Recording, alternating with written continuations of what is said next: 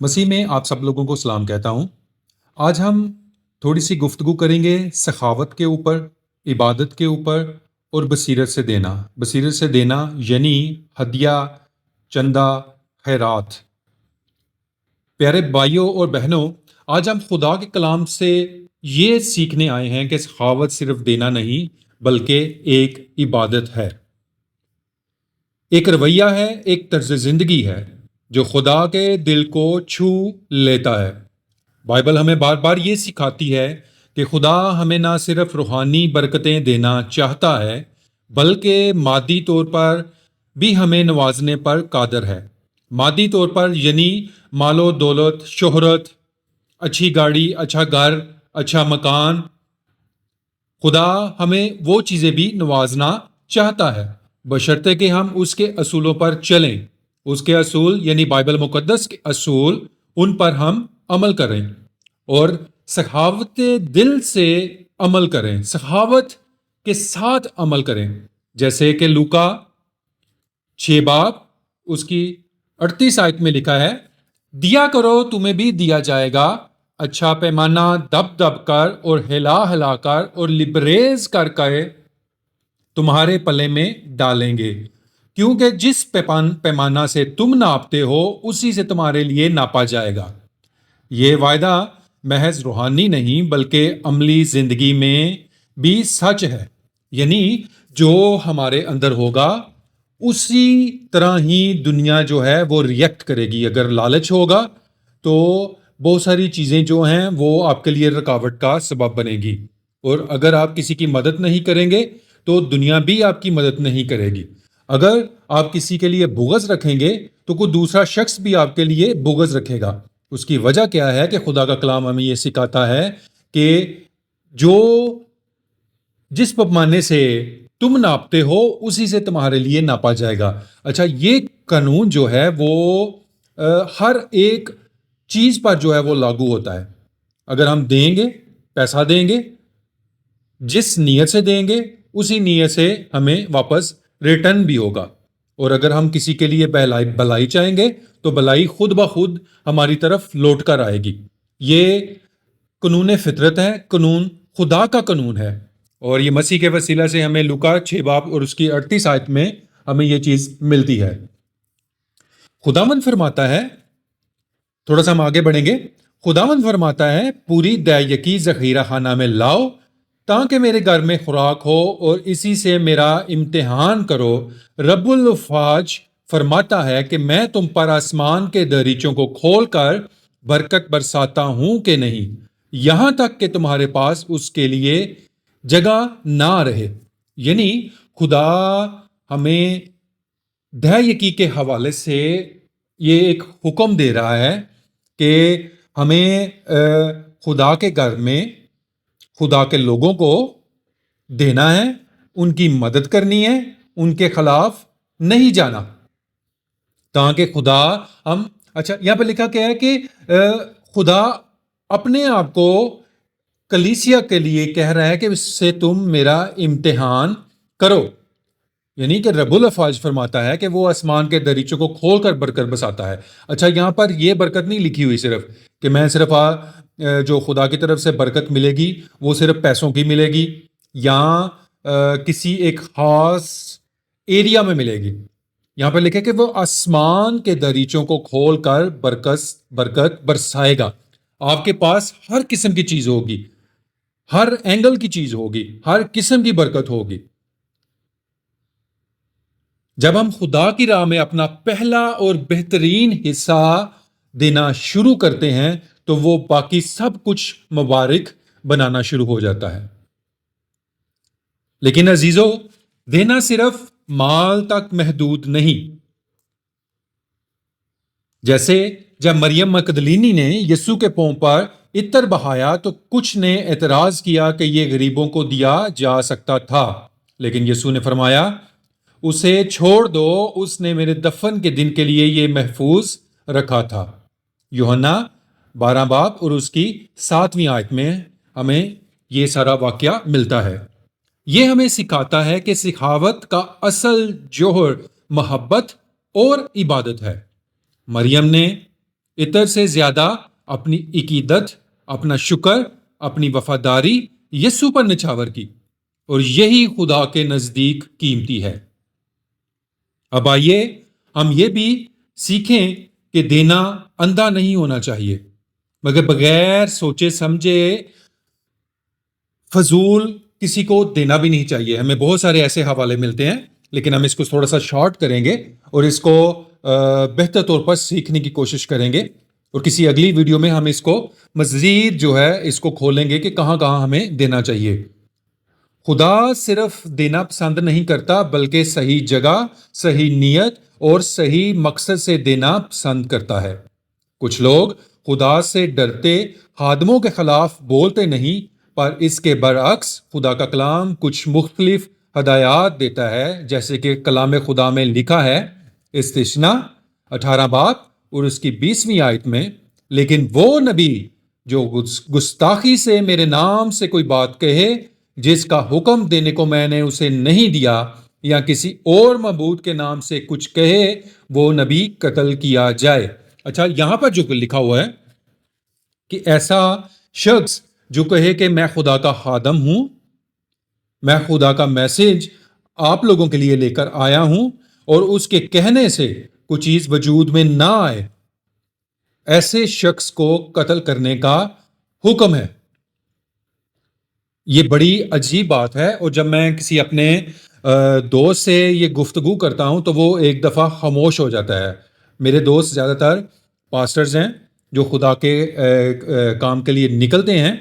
اور بہت بار جب ہم گفتگو کرتے ہیں یا جب وہ کوئی بات کرتے ہیں تو جب میں یہ حوالہ ان کے سامنے رکھتا ہوں تو وہ ایک دفعہ رک جاتے ہیں، یہ سوچ میں پڑ جاتے ہیں کہ ہماری خدمت بالکل پیور ہونی چاہیے، کسی لالچ کے بغیر نہیں ہونی چاہیے، یہاں اس کے پیچھے کوئی خاص مقصد نہیں ہونا چاہیے، کیونکہ جب ہم کسی لالچ سے خدا کی خدمت میں آتے ہیں تو صرف ہم اپنی ہی کہی ہوئی باتیں لوگوں کے سامنے رکھتے ہیں، اپنی سوچ لوگوں کے سامنے رکھتے ہیں۔ ایک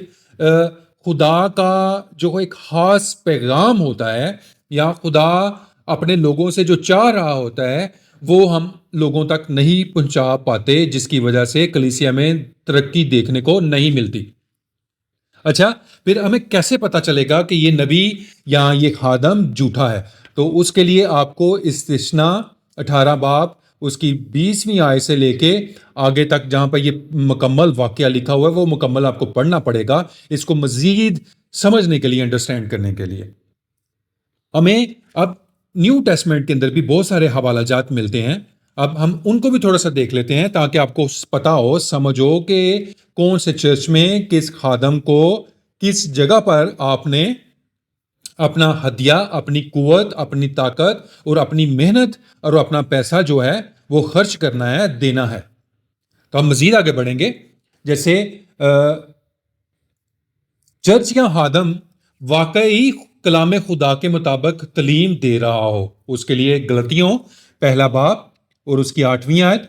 اس کی زندگی میں دیانت، فروتنی اور پاکیزگی ہو۔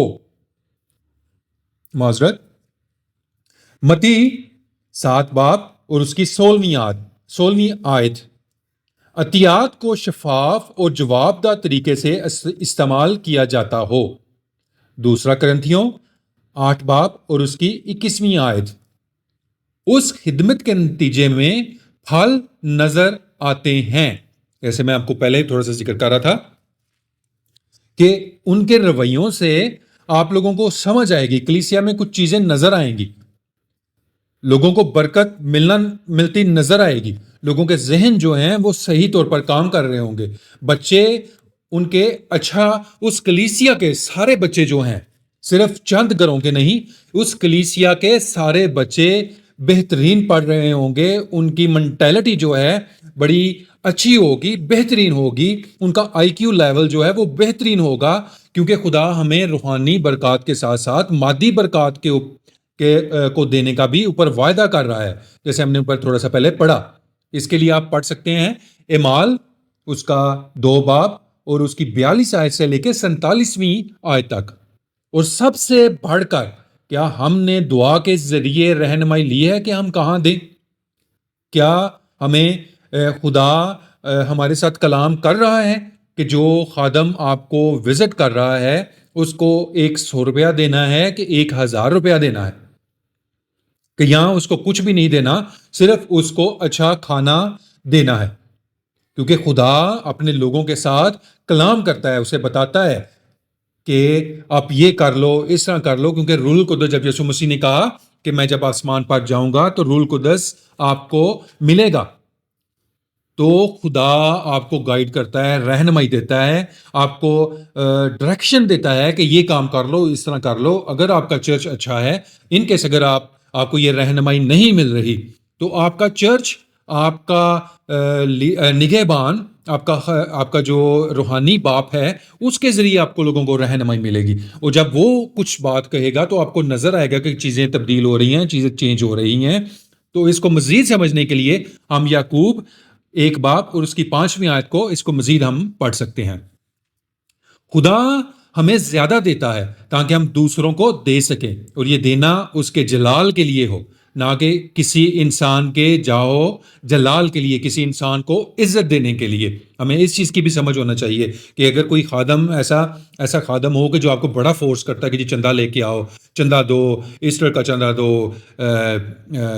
بڑے دن کا، کرسمس کا چندہ دو، اب یہ پروگرام ہو رہا ہے پھر چندہ دو، اب میں نے گاڑی لینی ہے پھر چندہ دو، مجھے آنے جانے میں بڑی پرابلم ہے مجھے چندہ دو، میں نے موٹر سائیکل لینی ہے مجھے چندہ دو۔ تو اگر یہ سب چیزیں وہ بار بار کر رہا ہے، بار بار آپ کو فورس کر رہا ہے کہ مجھے چندہ دو چندہ دو، اور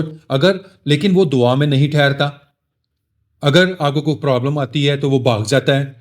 اگر وہ آپ کے لیے روحانی طور پر اہنی دوار جو ہے وہ نہیں بنتا، اور کنٹینیوسلی کوئی نہ کوئی پرابلم خاندان میں چلتی رہتی ہے، کوئی نہ کوئی ایشو چلتا رہتا ہے، کبھی کوئی بیمار، کبھی کوئی جھگڑا، کبھی لڑائی جھگڑے، کبھی کلیسیا میں عجیب و غریب چیزیں، ابلیسی کام ہو رہے ہیں، یا کلیسیا میں بہت ساری پرابلمس چل رہی ہیں، اور وہ خادم اپنے گھٹنے نہیں ٹیکتا اور کلیسیا میں تبدیلی نہیں آتی، تو ایسے لوگوں کو، ایسے خادموں کو جو نام نہاد خادم اپنے آپ کو کہتے ہیں، میں آپ کو یہی مشورہ دوں گا کہ ان کو دینا چھوڑ دیں، اور ایک اور طریقے سے آپ کسی شخص کو، کسی خادم کو آزما سکتے ہیں۔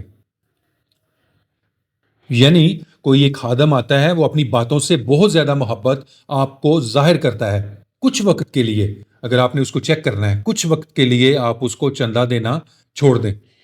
اگر تو وہ ٹکا رہا کسی ایک ٹائم تک، پھر آپ کو اس سے بھی سمجھ لگ جائے گی کہ وہ خادم جو ہے وہ صرف پیسے کے لیے نہیں آ رہا، بلکہ وہ چاہتا ہے کہ خدا کا کلام آپ تک پہنچے۔ تو کسی ایک ٹائم کے بعد پھر آپ کا بھی دل مطمئن ہوگا۔ خدا سے دعا بھی کریں کہ جس کسی بھی چرچ کے ساتھ، جس خادم کے ساتھ آپ جڑے ہوئے ہیں، اور